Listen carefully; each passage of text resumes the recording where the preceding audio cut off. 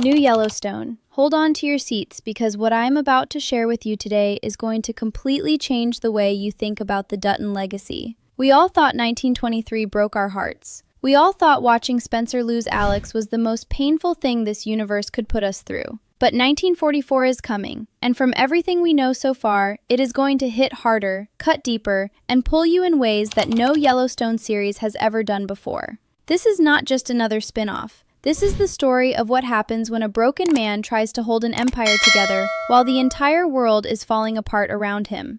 And today, we are breaking down the very first episode, what it sets up, who walks through that door, and why this might be the most important chapter in the entire Yellowstone universe. So if you have been waiting for something to fill that 1923 shaped hole in your chest, stay right here because this is exactly what you have been looking for. Let's start from the very beginning, because before we can understand what 1944 is going to show us, we need to understand the weight that every single character in this new series is carrying on their shoulders. And that weight did not appear out of nowhere. It was built, brick by brick, across every episode of 1923. And it all came crashing down in that finale that left so many of us completely speechless. If you watched the final moments of 1923, you already know that the story did not end with triumph. It did not end with the Dutton family standing tall on their land, looking out at the horizon with hope in their eyes. It ended in grief. It ended in loss. It ended with Spencer Dutton, one of the most compelling characters this universe has ever produced, standing on Montana soil without the one person who made all of it worth fighting for. Alex was gone. And just like that, the man who had survived wars, hunted the most dangerous animals on the planet, and stared death in the face more times than any of us can count, was left completely and utterly alone, with a newborn baby in his arms, and a future that looked nothing like the one he had dreamed of. And that is exactly where 1944 picks up the pieces. Not immediately after, but 20-something years later, because the passage of time is one of the most powerful storytelling tools Taylor Sheridan has ever used. And in 1944, that tool is going to be used with full force. When we first see Spencer in the opening episode of this new series, he is 50 years old. Think about that for a moment. The young, fierce, unstoppable Spencer Dutton that we fell in love with in 1923 is now a man who has lived through 2 decades of silence, grief, and relentless hard work. The fire is still there. You can be absolutely sure of that, because a Dutton never truly loses their fire. But the years have changed him. The loss of Alex has permanently marked him in ways that no amount of time could ever fully heal. And you can see that in the way he carries himself, in the choices he has made, and in the life he has built around himself to survive the unbearable quiet that followed one of the most devastating losses this story has ever given us. But here's where it gets really interesting, because Spencer did not spend those 20 years sitting still. He did what Duttons always do. He worked, he fought, he built. And the ranch that we will see in the first episode of 1944 is not the same ranch we saw struggling to survive in 1923. It has grown. It has expanded. Spencer took everything Jacob Dutton built, everything his family bled for, and he made it bigger, stronger, and more powerful than it had ever been before. On the surface, that sounds like a success story, and in many ways it is. But success in the Yellowstone universe never comes without a price. And the price Spencer has paid to build this empire is written all over his face, in every line, in every scar, in every moment of exhaustion that no amount of land or cattle can take away. The Dutton Ranch in 1944 is a monument to survival, but it is also a monument to everything Spencer lost along the way. Now let's talk about the people around Spencer, because no man, not even a Dutton, lives in complete isolation. And the first episode is going to introduce us to a living situation that is going to raise a lot of eyebrows and spark a lot of conversations among fans. Spencer is not alone. There is a woman living with him on the ranch. She is a widow, which already tells you that she understands loss in a way that most people never will. She and Spencer are not married, and I think that detail is incredibly important, because it tells you that Spencer never fully moved on from Alex. He could not bring himself to make it official, to stand in front of someone and make the kind of promises he once made with every piece of his soul to the woman he lost. But he also could not survive entirely alone, so he found something in between. A companionship built on shared pain, mutual understanding, and the kind of quiet comfort that does not ask too many questions. And on top of that, Spencer has a child with this woman, a young child, possibly still a baby in the first episode, which means that even in his grief, even in his exhaustion, Spencer is once again a father, trying to figure out how to raise a life in the middle of chaos. And watching that unfold is going to be one of the most emotionally layered things this series has to offer, right from episode 1. But the child that is going to demand the most attention, the one who is going to drive so much of the story forward from the very first episode, is John Dutton II, Spencer's son with Alex, the baby who came into this world at the exact moment Alex left it. That child is now in his 20s. He grew up on the Dutton Ranch, raised by a father who loved him fiercely, but who also carried a grief so heavy that it must have cast a long shadow over every single day of that boy's childhood. And now, John Dutton II is a young man standing at the edge of something enormous. Because in 1944, the world is not a peaceful place. The Second World War is at its peak, and the Normandy landings are either approaching or have just happened, depending on exactly where the first episode plants its flag in the timeline. And I think John Dutton II is going to be right in the middle of all of it, because that is what Dutton men do. They do not stay safe. They do not sit back and let the world happen without them. They walk straight into the fire. And watching Spencer watch his son, the last living piece of Alex, march toward a war that could take everything from him all over again is going to be the kind of television moment that you simply cannot look away from. Now here's where the first episode is really going to ignite. Because just when you think you have a handle on Spencer's world, just when you think you understand the rhythm of life on the Dutton Ranch in 1944, the door opens and everything changes. And the person walking through that door is someone who has every right to be there, and someone whose arrival is going to shake the foundation of everything Spencer has spent 20 years building.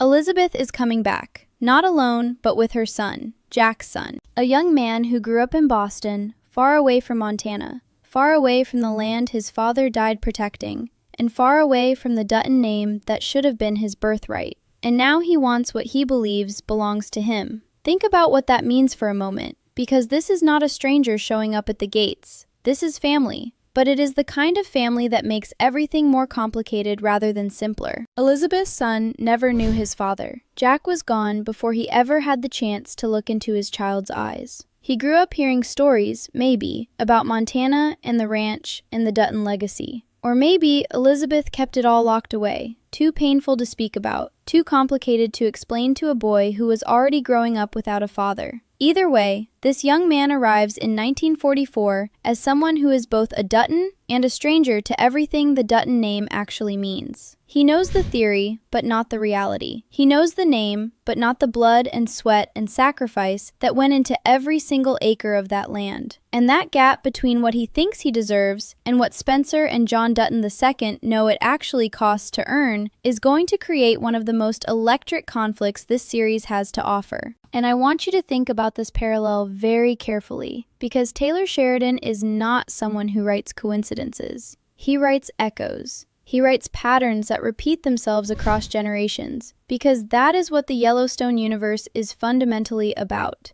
The same fights, the same wounds, the same hunger for land and legacy, playing out in different eras with different faces, but the same beating heart underneath. And if you watched Yellowstone, you already know exactly what this dynamic looks like. You remember Jamie Dutton. You remember what it meant to have someone with a legal claim and a personal hunger standing on the edges of the ranch, looking in. The tension that created, the damage it caused, the way it forced everyone to question what family actually means when land and money and power are sitting in the middle of the table. Elizabeth's son is going to bring that exact same energy into 1944. And this time, the stakes are going to feel even more raw, because we actually watched his father die. We were there. We felt that loss. And now his son is standing on that land, asking for his share, and you are going to feel absolutely torn about how to feel about it. Spencer's reaction to this arrival is going to be one of the most important character moments in the entire first episode. Because Spencer is not a man who deals in politics, or legal documents, or polite conversations over dinner. Spencer is a man who deals in loyalty, in sacrifice, in the kind of love that does not need a contract to prove itself. And he has given everything he has to that ranch for 20 years. He has bled for it, grieved for it, built it with his bare hands while carrying a grief that would have destroyed most men entirely. So when someone shows up and says they want a piece of it, a piece that Spencer has been pouring his soul into since before this young man could even walk, the reaction is not going to be warm, it is not going to be welcoming, and it is not going to be simple. And right there, in that moment of collision between grief and entitlement, between sacrifice and birthright, the first episode of 1944 is going to grab you by the collar and refuse to let you go. John Dutton II's reaction is going to be equally fascinating to watch, because unlike Spencer, John grew up on that ranch. It is the only world he has ever known.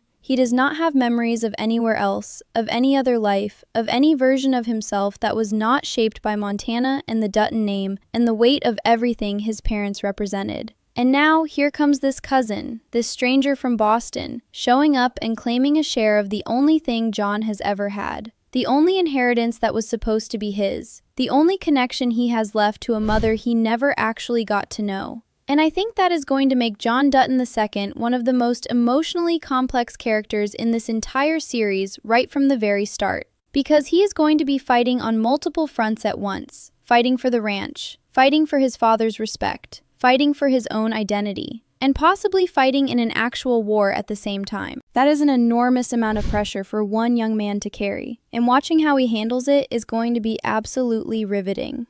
Let's shift our focus now to something that every single Yellowstone spin-off has understood from the very beginning. You cannot tell the story of this land without telling the story of the people who were here before the Duttons ever arrived. And 1944 is not going to be any different, because the Native American story in this universe is not a side story. It is not background decoration. It is a parallel narrative that runs right alongside the Dutton story and challenges everything the Duttons represent at every single turn. And in 1944, that story is going to continue through Tiana Rainwater. If you remember 1923, you remember Tiana. You remember what she represented and what her journey meant within the larger context of the series. And now, 20 years later, her story is still unfolding. And I think the way it unfolds in 1944 is going to be one of the most meaningful threads in the entire series. By the time the first episode of 1944 begins, Tiana has lived through 2 decades of her own battles. The world has not been kind to Native Americans in this era. The systemic oppression, the land theft, the cultural erasure that was happening across the country during this period was devastating on a scale that is almost impossible to fully comprehend. And yet, the Rainwater name survived. It grew stronger. And I think what we are going to see in 1944 is a Tiana who has not been broken by everything she has faced, but has instead been sharpened by it. A woman who understands power in a way that very few characters in this universe truly do. A woman who knows exactly what she is fighting for, and exactly how much it is going to cost her to win. And I think we are going to see her give birth to, or already be raising, Thomas Rainwater's ancestor. Which means that everything we saw in the original Yellowstone series, everything Thomas stood for, everything he fought for, traces its roots directly back to this woman and this moment in time. And here's what makes the Rainwater storyline in 1944 particularly fascinating. Because for the first time, we might actually see the Duttons and the Rainwaters working together. Not as enemies, not as rivals circling the same piece of land with suspicion and resentment, but as allies. And that is a relationship that would have enormous implications for the larger Yellowstone universe, because it would reframe so much of what we thought we understood about why the conflict between these two families became what it eventually became in the original series. If they were once allies, if there was once a version of this relationship built on cooperation and mutual respect, then understanding how and why that changed becomes one of the most compelling mysteries the show could ever explore. And I think 1944 is going to plant those seeds in the very first episode and let them grow into something extraordinary over the course of the series. The year 1944 is also historically significant in ways that go far beyond the Normandy landings.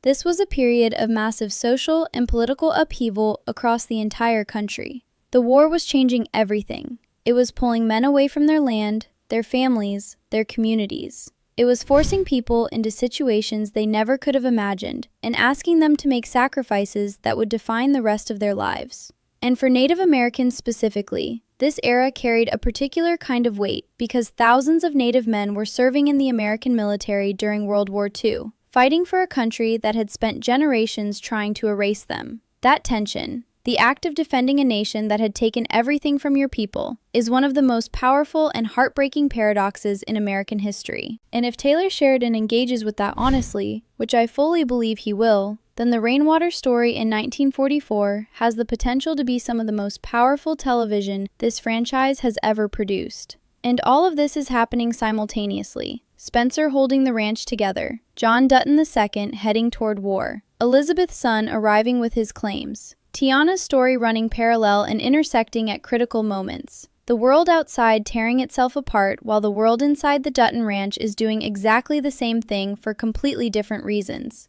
The first episode of 1944 is not easing you in gently. It is throwing you directly into the deep end of a story that has been building for generations and demanding that you swim. And honestly, that is exactly what we want. That is exactly what this universe deserves. A story with this much history behind it does not need a slow start. It needs to hit the ground running and trust its audience to keep up. And from everything we know so far, that is precisely what 1944 is going to do.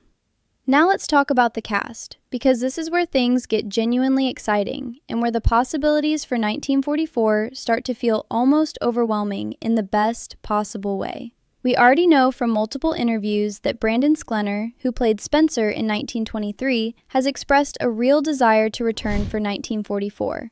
And if you watched his performance in 1923, you already know why that matters so much. Brandon did not just play Spencer Dutton, he became Spencer Dutton. He brought a physical and emotional authenticity to that role that made every single scene he was in feel completely real and completely alive. The grief, the intensity, the quiet moments of vulnerability underneath all that strength. That was not just good acting, that was something special. And the idea of seeing him aged up, with makeup, transformed into a 50-year-old version of the man we watched fall apart and put himself back together in 1923 is genuinely thrilling. Because if anyone can carry the weight of what Spencer has been through across all those years, it is Brandon. And I think seeing him in that older version of Spencer is going to be one of the most emotionally satisfying moments of the entire series for longtime fans. Michelle Randolph is another name that feels almost certain to return.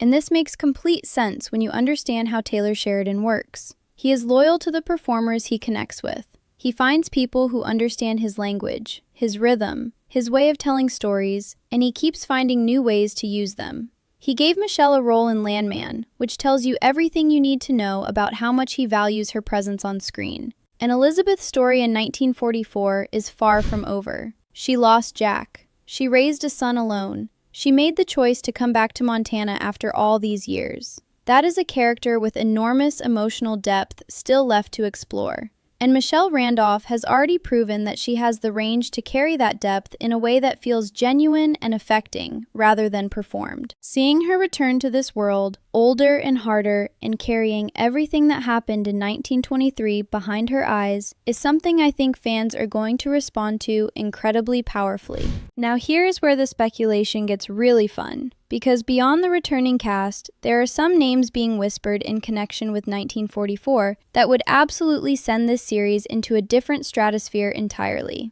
Matthew McConaughey has been connected to a Taylor Sheridan project for what feels like forever at this point, and every time that conversation comes up, it feels more inevitable rather than less. Because the combination of those two minds, McConaughey's particular brand of magnetic, unpredictable, deeply intelligent screen presence, and Sheridan's world of moral complexity and brutal consequence, feels like something that was always supposed to happen.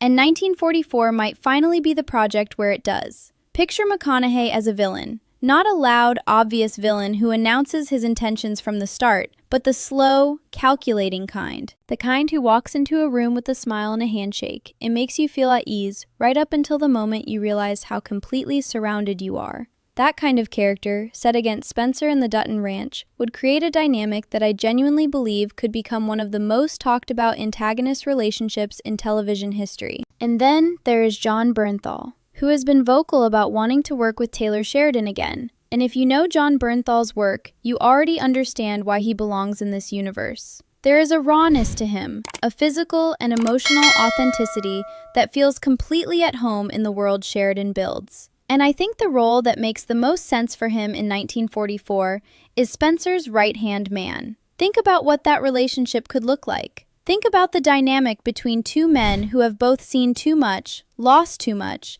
and chosen to keep going anyway. Two men who understand each other without needing to explain themselves. The kind of bond that only gets forged in the hardest circumstances. If you loved the relationship between John and Rip in Yellowstone, the idea of watching something similar develop between Spencer and a character played by John Bernthal